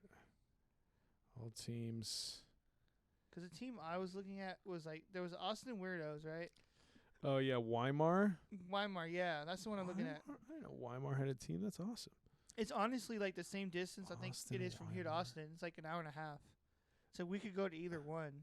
Wait a second. Oh no way. What? There are two teams over there. I was like, I wonder if they're just playing in two dual locations, but no. Alpine is sweet. I like that Roswell's still doing it because Roswell has the alien uniforms. Yeah, And, you know, like if you have a team there, that it's gonna always be alien based. You got to go alien themed, but the Alpine plays at Cockternaut Field, which is a very cool field, and it's pretty legendary because it used to have like minor league ball there, and I want to say a lot of famous people have played at that field in Alpine, to include Satchel Paige. So Ooh, it's okay. pretty cool, some of these fields. So you got the Austin Weirdos. Do you remember? Was it last year, 2 years ago, when MLB played that game in like that cornfield, Yeah, like that was so sweet. like the Field of Dreams game? The Yeah. Field of Dreams game. I forgot what they're doing with that again, but I think they were looking at this stadium, and I think it was an old Negro League stadium. Oh, So I think they're trying to play it there for like a classic game, kind of like with the Field of Dreams game, but something like that with an actual baseball field. But that Field of Dreams game was sick. I thought that was cool. that was I love that so much, and it was such a good game because it went back and forth, and then It was the Yankees, right? yeah, Yankees, White Sox, Yeah. and then as the awesome White Sox shortstop hit the homer to win it, and I was like, dude. And then when he stepped on first base is when the pyro guy hit the fireworks that exploded behind center field, and it was like the most perfect timing of pyro. I don't know if it was accidental or on purpose, but I was like, I want to talk to the pyro guy for the Field of Dreams game because it was so Bring good. him on the podcast. Oh my gosh, it was so good. Yeah, Field of Dreams game was a huge win. Huge. I would because the tickets were really expensive. I was like, I'd pay. Oh yeah. I would pay that for those tickets. Like, I want to go. I don't know if you could do like just go tactical Marine Corps, go in the ghillie suit and just start crawling through the corn, like 2 days before the game, Yeah. and just not give away my position was and cool see in- it for free and save the $5,000. What was cool for me is like how they wore the throwback uniforms. Yeah, it was sweet. Like Kevin Like, if you're- Costner came out and like did his little talk, Oh, dude. Yeah, if you're gonna do that, you need to go all out. Yeah, Major League Baseball is not doing a lot right, but the Field of Dreams game they did. I'll say it. I remember someone at work was talking about it like that's stupid. It's like you clearly don't understand baseball, do you? Yeah, that was done. That was done well. I Yeah, love that game. here we go. That's what I was just talking about. Historic Hincliffe Stadium Okay. is talking about for the next field to host Field of Dreams. So that's what, in New Jersey? Yeah, New Jersey. Oh, really? I thought they were always going to do it in the cornfield out by the. Oh, in wow. in Iowa. So this stadium was opened in 32, right? 1932, and it was the home field of the New York Black Yankees, and the New York Cubans, and the Newark Eagles. Yeah, look at this. New York Black Yankees. What the hell? I've never heard of that team before. That's quite interesting, actually. That is interesting. I'm looking for where Weimar, Texas is that they got It's this team. Yeah, it's like an hour and a half. I think it's going East Texas, sort of, that way. Like East Austin, like going well, not East Austin, but east of Austin, I believe. Like, I don't know how we get a franchise here. It can't cost that much. I don't think so because they basically run off sponsors, correct? Sponsors, and you gotta you gotta house the guys you gotta house the players for a couple of months, but the season's only like 2.5 months long. I wonder how much it would. Oh, they're out there by LaGrange. That's so awesome. I don't know if they have the Houston team anymore because they're not showing up on the website. But anyway, Weimar has a team. Austin Weirdos. Alpine. Yeah, we'll definitely go see some Weimar Austin games. And we should probably make the trip to Alpine, and then Roswell, make a big loop of it. But Wow. So the Yardbirds, I'm looking up. I was like, how much it would cost to open up a Pecos League team to start one. yeah, So according to this little thing, in 2016, the Yardbirds were an expansion franchise in the Pecos League, okay, and they pay the city a base fee of $2,500 plus 10%. $2,500 for the city Plus 10% of ticket sales. ticket sales. Okay, So honestly, for a baseball team, that's really low.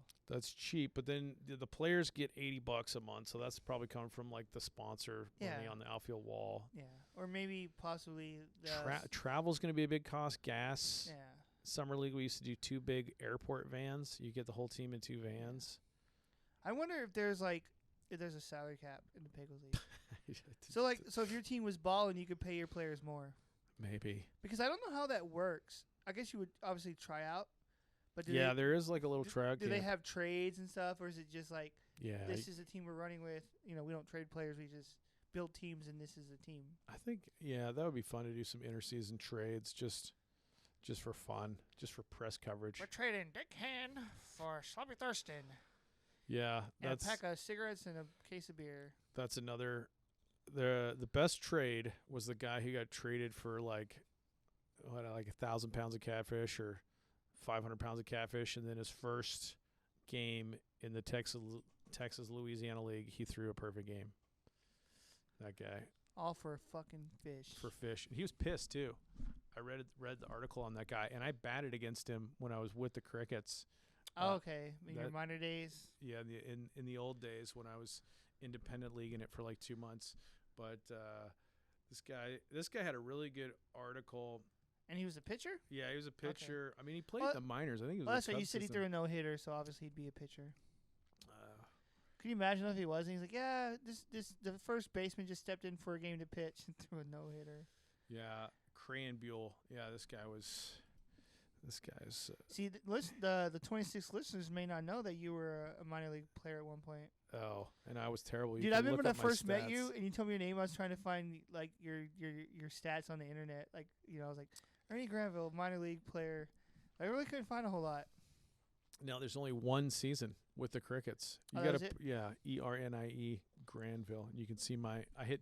Matter of fact, it's 222 today. I think I hit 222. You said you played for the Crickets? Yeah, Lubbock Crickets. Here, Oh, shit. I'll put myself in. I bet I can find it. So like, what We was can- it? we What can- level was that? It's independent. You're not affiliated. Oh, okay, so like just like a kind of like the Pecos League. Yeah, it's like.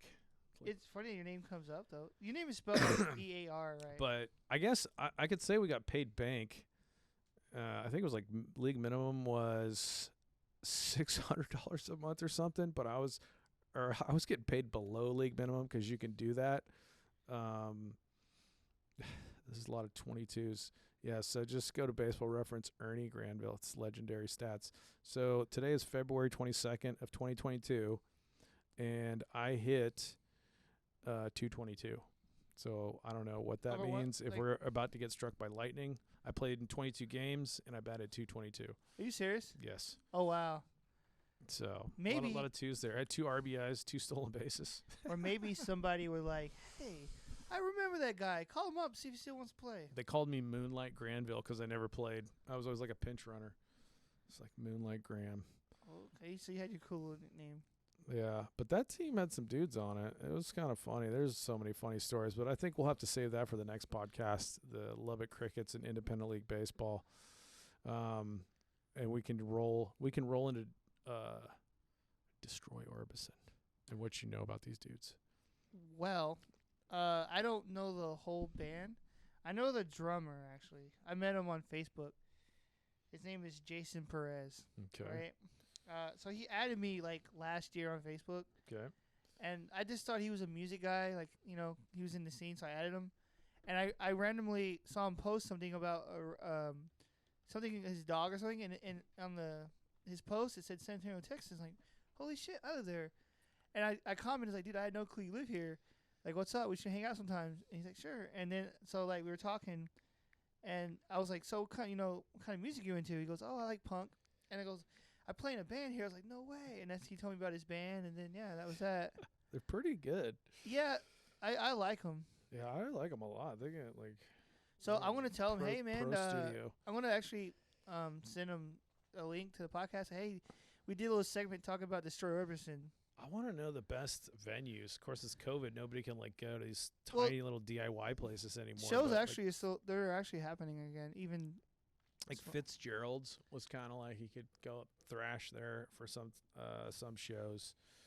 But so this is I got Destroy Orbison plugged in, I think. Which song and album is it from? Okay, so let's see here. Let me go to popular. It's always cool. Okay, so they got some pretty good stuff here. So they got one album that I see, Liquid Courage. That's a great album. Yeah. I think it came out, 2016? Oh, also, by the way, side note. I'm just going to derail side note. Okay. On music licensing, because I was like really worried all of a sudden, because I was like, I couldn't find any Fair Use Act stuff. And I was like, oh man, we got to write letters to Mark Sultan. We got to write letters to Isotopes. And I went down this whole rabbit hole. And then I started doing some research. I was like, oh no, I think we're good. I think this is like commentary. And we don't use that much of the song. So I think we're under the exception in the Fair Use Act. Because I think if with the copyright, I think if you're using it for what do you call it? Make money purposes, then if you're blatantly monetizing it. Yeah. So but we're not. In that rabbit hole. I'm sorry, you heard me get a little aggressive with my voice. I knocked over my drink again. No, that's totally fine. Like I like energy drinks, but for some fucking reason, every time I buy these big ass cans with the lid on it, I knock them over or something happens every time. They are large cans. But they give me the energy I need. It's only a matter of time until I spill like a coffee all over this soundboard. That's why I have all my drinks on the floor, because I'm not because like you can't see this, but like this table is full of equipment, like our laptops, our mics, the soundboard that's between Ernie and I. My finally focused ADHD book.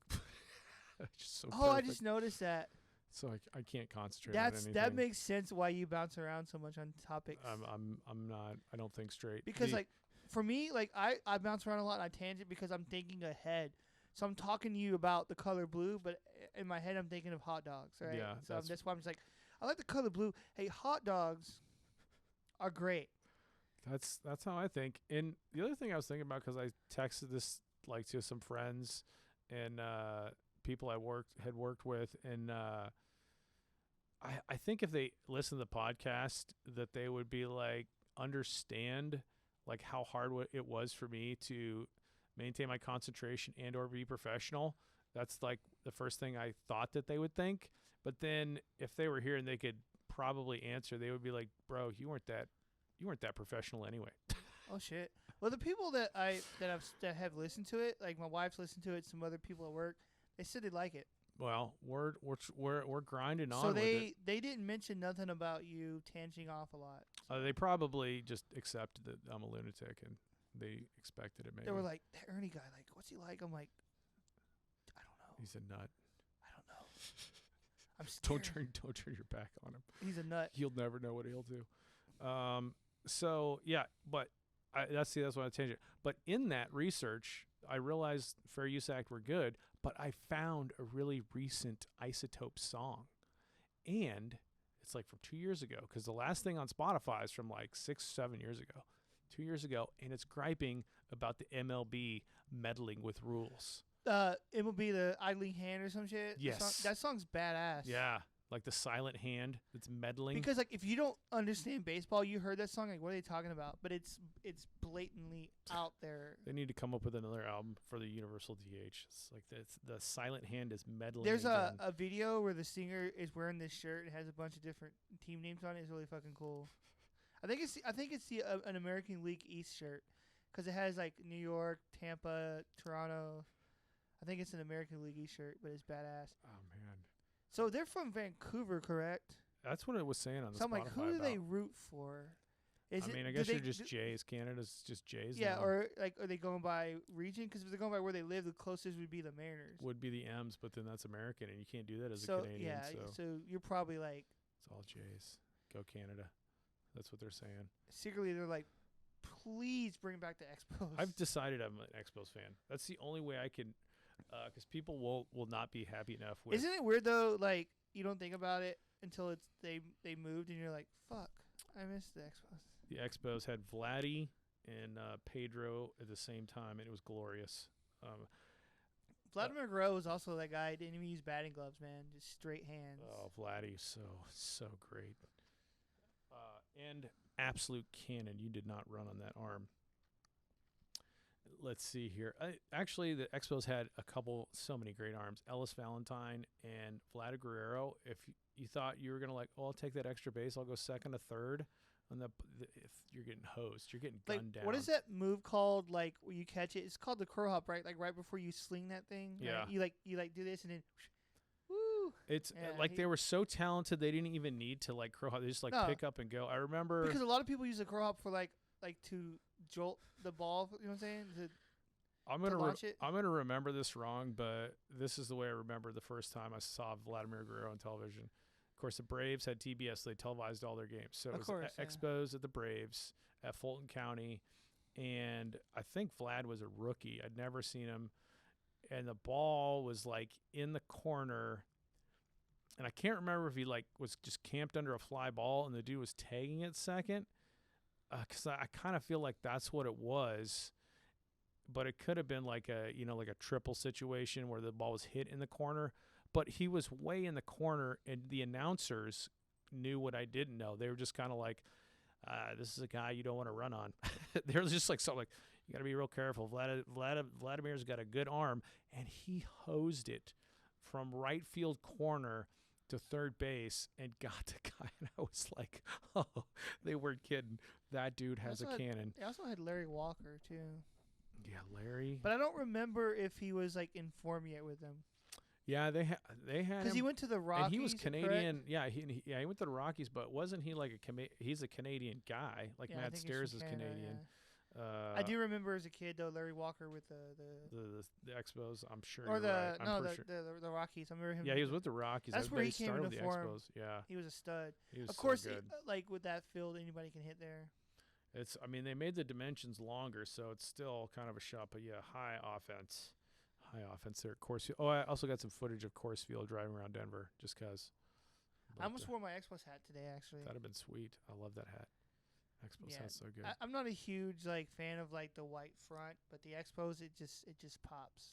Plus that logo is really cool too. That little, I think it's an M, right? That little M. Yeah. Yeah. So here's what I'm seeing. I just answered my own question. I was like, "This little M on the hat, right?" I'm like, "Yeah." So they have some singles, and then they got. Who are we talking about? Liquid Courage. Yeah, the album Liquid Courage with Roy Orbison on the front. Yeah, Liquid Courage, and then Mission Failed, I think, is another album. Yeah. So let's see here. Most the Roy Orbison, I forgot what the song title is, but they have a lyric. It's the greatest lyric ever. It's something like it's hard to care when we don't give a fuck. It's so cool, dude. It's great. It's awesome. Let's see here. We got. I don't know who writes the songs for that band, but they're great. Yeah, they got The Failure, Liquid Courage, Shitty Times, Gothic Jock. I kind of want to listen to that. That one's really cool. Is it? That one's cool. All right, so I think if I could. So if they do listen to this or they hear the word, I just want to say that album is amazing. I know they have other work, but that's my favorite. Yeah. Well, I mean, all their songs are great. Looks when we listened to it before the show because we're trying to decide what we're gonna. It was because the other when I listen to it, it makes me really stoked. It sounded it's so really good. It's awesome punk music. It's when I think of punk music, that's kind of what I'm talking about, that style. Yeah, that's really good. But it's punk is the most honest kind of music. Yeah, because at some point, because I'm less scared on the Fair Use Act because I was gonna do I think maybe next show Dead Fucking Last, and then. That's usually how we end the show. We talk about a punk band or music for a little bit. Yeah, DFL. So we'll do Gothic Jock. See if this plays in our headphones. I hear it. We see that riff. It's so clean. Says what he wants and he doesn't care because he always plays the fool. How long here he work? How do a strange guy in school? Don't ask him any questions because all he does is stare. Blames it all night and day. How's life's never fair. I can't take this shit anymore. It's all a waste of time. I can't stop thinking. My life full of lies. My life full of lies. He's got the job.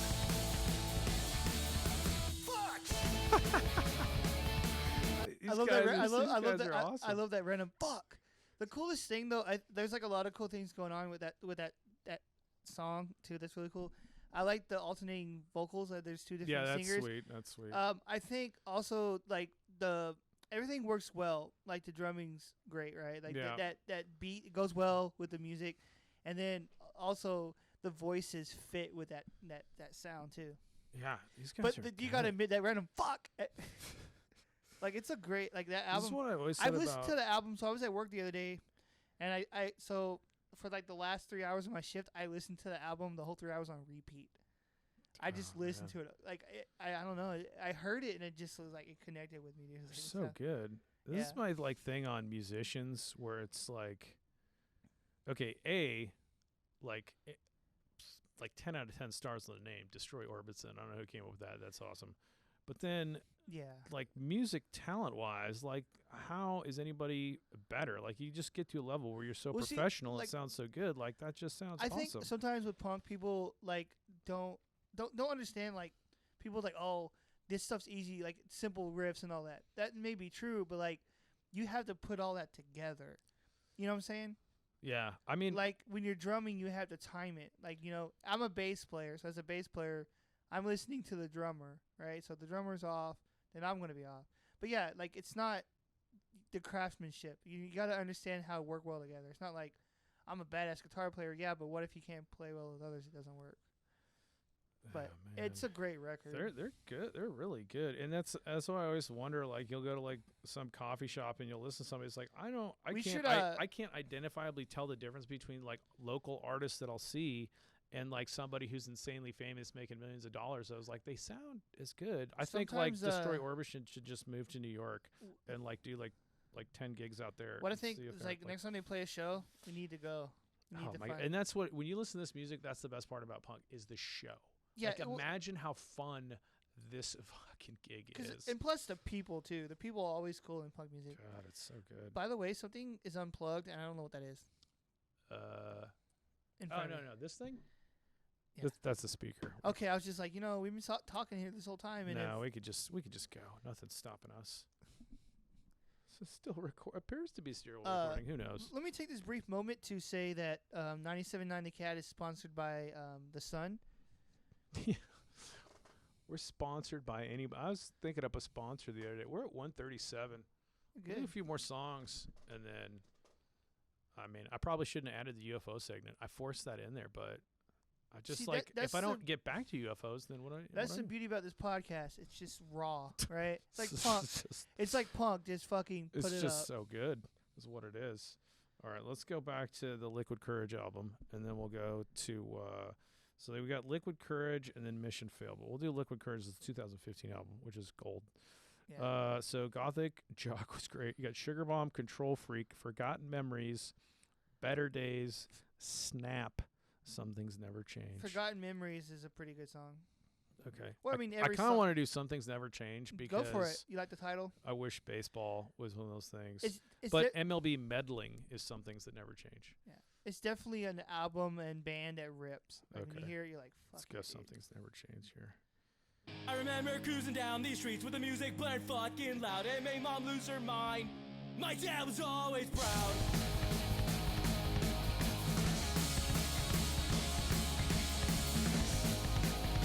So good. I remember cruising down these streets with the music blaring fucking loud. It made mom lose her mind. My dad was always proud. There was a party every week where we all laughed, get eyed, reminiscing of all the good times. The times we shared. What's going wrong with our lives? Are we all getting old? Yeah, my whole world is a poker game. My life's about to fold. Some things never change. Just be the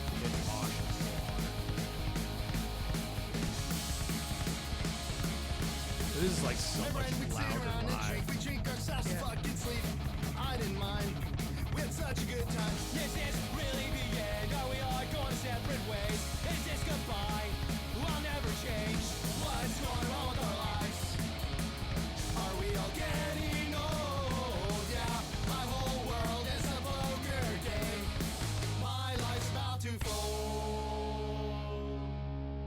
some things never change. That part right there, dude. That little riff. That's sweet. Yeah. These guys are really good. All right, let's go to the second album. As like we want to review all the songs, but just go check out Destroy Orbison. We'll pick one more. Destroy Orbison on Spotify. And if we do the talk show plus music, they get money. Like I They think get their royalties. something about punk and those, like, I don't know, something about like those guitar riffs and like you do those little palm mutes where you're like dun it, and you're like it's I don't know, it's hard to describe, but it's badass. All right, so Greener, she's not. I think right. one of my favorite parts too is the alternating vocals. Yeah, these guys are talented. See, like I'm a huge Blink-182 fan, and back in the day when Tom and Mark could do alternating vocals, it worked so well. I mean, it works with other bands, but you got to be good though. It's something like when it works great. But I love alternating vocals when you have bands that have two singers. But like Destroy Orbison works. It's good. These guys are awesome. I love the alternating vocals, like the two singers they have. It's fucking sick. Let's see. So you got here's a mission. Like I would go to the show and be like, dude, man, you guys are fucking awesome. I'd be like all stoked and shit the whole time. Greener, she's not right. Hard-headed, Mia, or Mission Failed. Let's go with Mission Failed. It's the title track. Let's see what's going on there.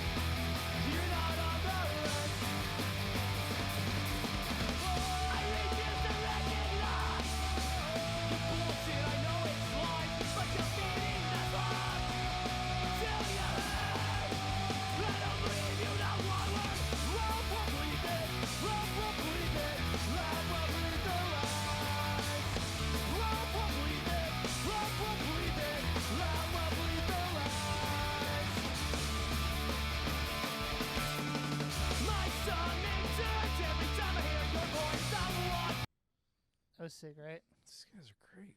I like that, like how it opens and it has that, like, just like the guitar part, like, you know, like just hearing that, dude, you know it's gonna kick in. All right, one more. Oh, wait, there's a single. I guess this is an album, but I don't see this album showing up. Like the drums, like da da da da. Oh, it's the Palantines and Destroy Orbison split album or something. Not entirely sure. I'm gonna play this song from it called "Too Late." Let's see what this is. I love a good split. Not sure when this came out. This is good guitar,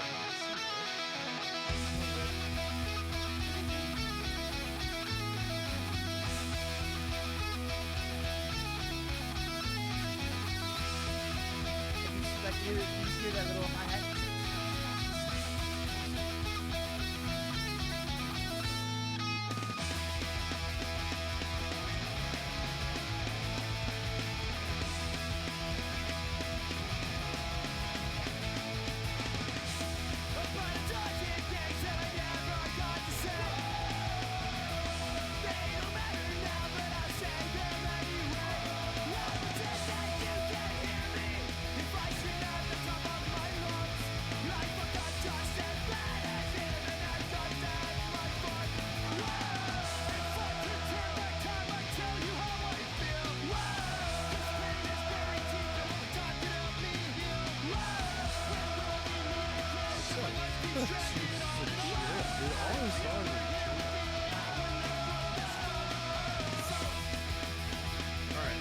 Actually, like, one more. I gotta do one more. So Keep that saying song one that more. we just played, Yeah.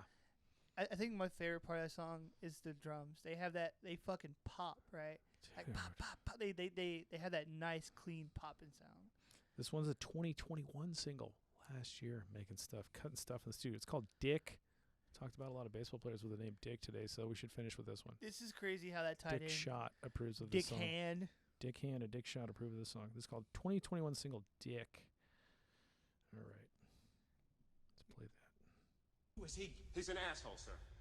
I know that. What's his name? That is his name, sir. Asshole. Major asshole.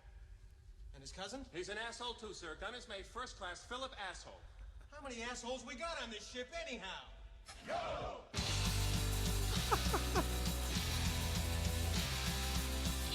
It's a nice riff.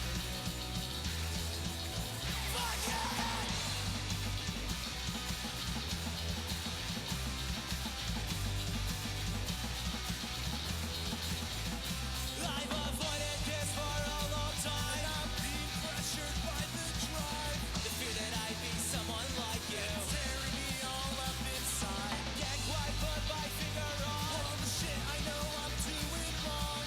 I know I shouldn't straight up blame you, but it's easier than owning it. I got so long until I'm that far gone, and I don't have a solution. You ain't got too long until you're dead and gone, and I don't think you'll have an answer.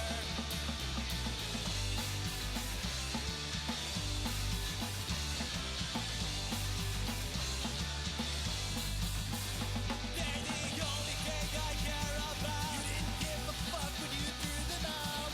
See you curve like common garbage. What do you think they think of that? When they think what I'm thinking too. When they came around asking for you, I told them you were sick and tired. But now they think you're really dead. I got so long until I'm that far gone, and I don't have a solution.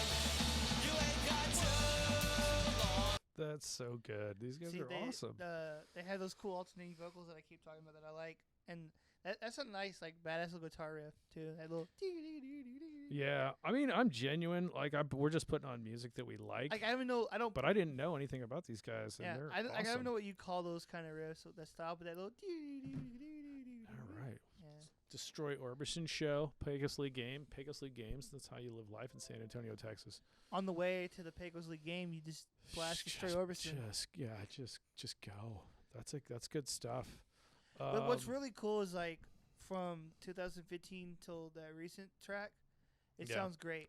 Because sometimes bands, that's what a 6-year gap. Sometimes bands get worse, or they don't sound as good. Those guys are talented. Yeah. I mean, I can't. I 'Cause, was you know- fourth chair trumpet in middle school, so I played orchestra. I played violin in 6th grade. I was not the 4th chair. I was probably like one of the I last think- couple, but I wasn't last. So. music story. I think I challenged third chair, and you get to pick the piece of music that you play, and I still couldn't make it over the hump to third chair. That right there's when we get our band going. We'll open up for them.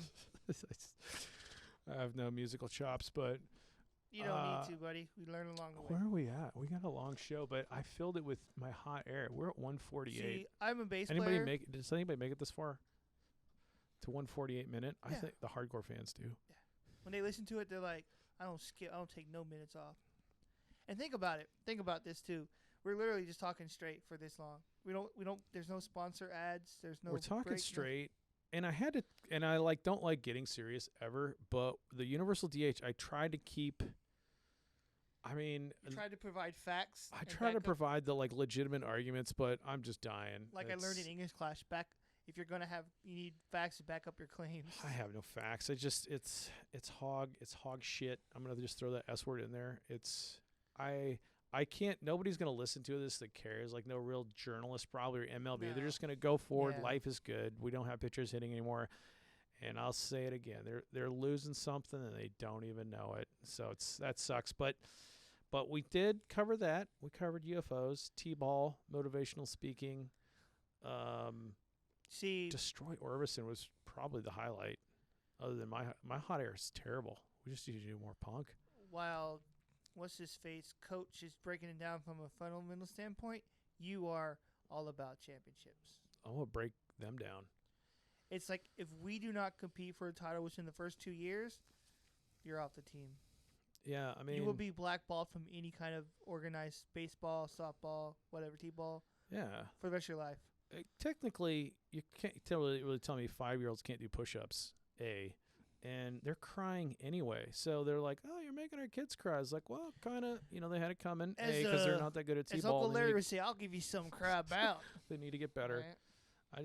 I need to ramp it up so next year they're like, I know you want to coach, but we can't let you coach anymore. I kind of get to that point. They're gonna blackball you. I'm as just a gonna manager? I'm gonna get outballed. You're gonna be that blackballed guy and wearing a trucker outcast. hat with the Yeah. baseball shorts and your shirt tucked in, Yeah, where the coach fucking shorts like above your knee and Coach shit. Kent Murphy outfit, the coach's shorts. The greatest creation of all time. Right there. He's a legend. What else do we outro with? We worked in like a really hardcore yo-yo segment, but I don't have. Yes, last week I almost said yesterday. Yeah. We don't record because some people do. They record podcasts like a couple every day, and then they just release them once a week. I'm like, fuck that. I don't know. I kind of missed it. Like I was like, I wanted it sooner, but then I don't really. I mean, honestly, if I could record one every single day. There's so Yeah. much to talk about. We need to riff. And baseball season, spring training is delayed. Saw that coming. So now just get your Korean baseball. That affects the minors too, right? Yeah, yeah. Missions, everything's getting rolled back. So. And I was really stoked to go watch some Missions baseball this year. But Pecos League's not going to let us down, buddy. And it's hour and a half in either direction. We go to Austin or we go to whatever that other. I want to go to Weimar because I've never been to that town. Yeah, that'd be fun. It's only like an hour and a half. So Yeah. we'll have to go there definitely. I was looking And at the then- schedule yesterday, looking at the dates. I mean, there'll be there's probably not going to be that many people at game. I'm just going to find out who owns the Weimar team and be like, dude, how did you get this started? Like, what's the. We're interested. Yeah, what do you do? What does San Antonio have to do to get one of these teams? And I wonder if they sell like merch because I want to I want one of You those got to hats. get I'll probably just get all the jerseys and frame them. I would get a jersey, a hat, and I'd wear that jersey. Like, what team is that, man? You never heard of them. Yeah. That's the thing about Pecos League. Like, oh, really? Huh. That's a good starting point to talk with somebody. They see your jersey, like, what team is that? Never heard of them. Sit down. Let's talk about them. Yeah. Talk about the Pecos League, You get the 3BGB logo on the shoulder. which is a Sponsorship. really high possibility because Yeah. they're mainly running off sponsorships and We got to get in there. donations. Got to get in there But with it's that. also great baseball too.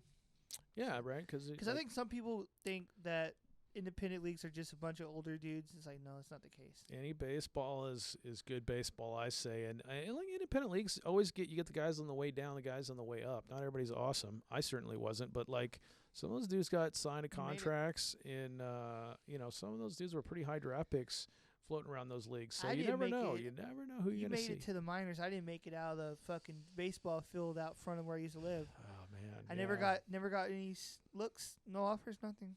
I don't know how independent league is viewed, but I have a baseball reference page, and that's my accomplishment.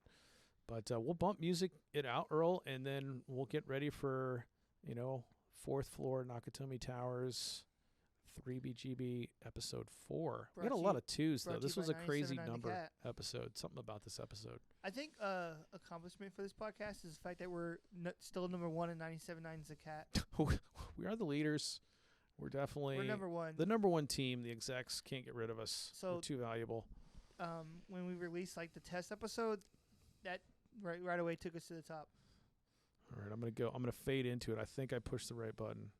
We'll see y'all next time. Thanks for listening to 3BGB. We appreciate everybody. As always on 97.9 The Cat FM.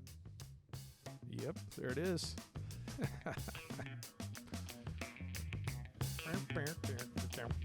And by the way,